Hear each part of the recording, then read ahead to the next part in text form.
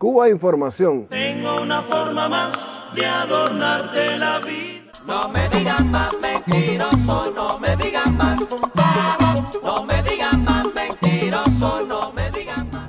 Recientemente, el gobierno de Barack Obama ha derogado algunas sanciones contra Cuba, como determinadas restricciones a los viajes a Cuba o al envío de remesas de la comunidad cubana emigrada a Estados Unidos. Esta medida levanta una ínfima parte de las sanciones económicas y políticas impuestas contra el país caribeño y en ningún caso supone el levantamiento, siquiera parcial, del bloqueo económico a la isla. Sin embargo, los grandes medios de comunicación, suscribiendo el nuevo guión de la diplomacia hacia Cuba del gobierno de Estados Unidos, han puesto en marcha una gran operación de propaganda alrededor de dichas medidas. El presidente de Estados Unidos sigue dando importantes pasos en política internacional. El último, el levantamiento de las restricciones para viajar y enviar dinero a Cuba. Estamos en el día después de la decisión de Barack Obama de cambiar la relación de Estados Unidos con Cuba. El mensaje del gobierno de Estados Unidos, legitimado por todo el aparato mediático internacional, es evidente. Cuba, que ha tratado de ser asfixiada por negarse a admitir un modelo político y económico impuesto por un gigante económico y militar, debe ahora realizar reformas que le conduzcan a adoptar dicho modelo, sencillamente porque su agresor ha decidido soltar uno de los nudos de la cuerda con la que sigue intentando ahogarla.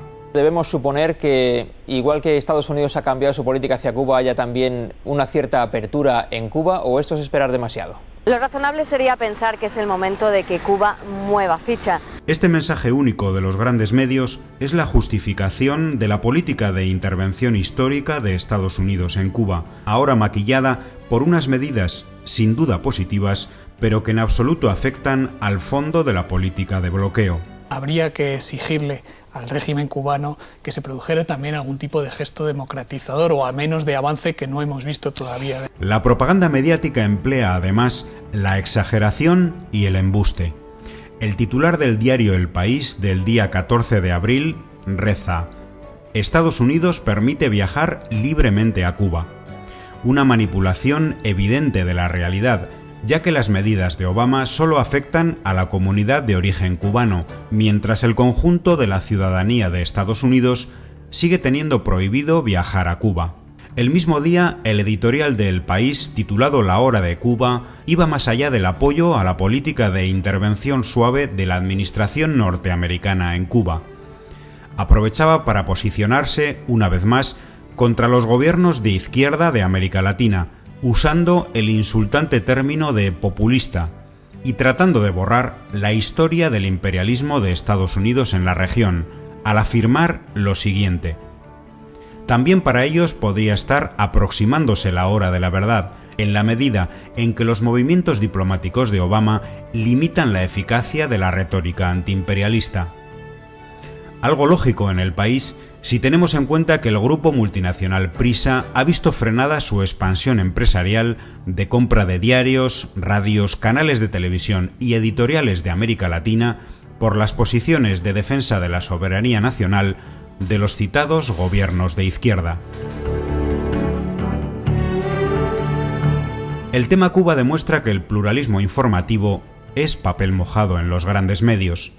Analicemos 3 de las tertulias televisivas que abordaron en el Estado español las medidas de Obama hacia Cuba.